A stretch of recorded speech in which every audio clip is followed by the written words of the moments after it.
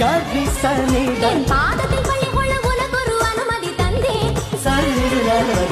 என் நாடை தாங்கிக் கொள்ள என் கூந்தல் ஏந்திக் கொள்ள உனக்கொரு வாய்ப்பல்லவா. நான் உண்ட மிச்சப்பாலை நீ உண்டு வாழ்ந்து வந்தால் மோற்றங்கள் உனக்கல்லவா. வானம் வந்து வளைகிறதே வணங்கிடவா. நிலவை தட்டி தட்டி செய்து வைத்த சிற்பம் ஒன்று கண்டேன்.